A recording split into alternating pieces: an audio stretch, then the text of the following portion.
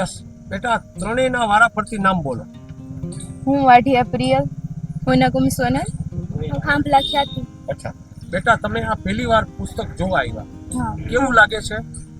બહુ જ સરસ છે. અમને આમાંથી વાંચવાની પ્રેરણા મળે છે. Very good, very good. Mummy કે પપ્પા ખેડૂત છે?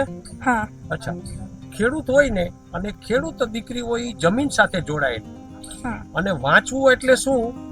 જમીનમાંથી પેલો છોડ ઉગતો જોયો છે ને, તમે ખેતર જાઓ છો, હા. જમીનમાંથી જ્યારે છોડ ઉગતો હોય ને પોટો ફૂટે ને, અને જેમ પોટો ફૂટીને ઝાડવું મોટું થાય ને, એમ તમે જો વાંચો ને તો તમારા જીવનમાં પણ એક નવો સંદેશો જાય, અને એ સંદેશો ઝાડવાની જેમ મોટો થાય, અને એના પછી તમારા જીવનમાં જેમ મોટું ઝાડવું થાય પછી છાંયો થાય ને, છાંયો, એમ પુસ્તક છે ને તમારા જીવનને છાંયો કરશે.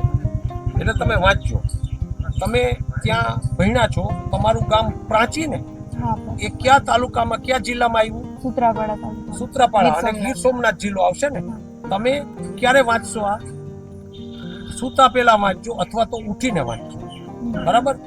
મમ્મી અને પપ્પાની સાથે ફોનમાં વાત કરો ત્યારે તમે આ એને સંદેશો આપજો કે અમારા એક અંકલ અહીંયા બધા લોકોને ચોપડીઓ વાંચવા આવે છે બતાવવા માટે, ત્યાં જઈને અમે એક ચોપડી લઈ આવીને અમે વાંચવાનું છે.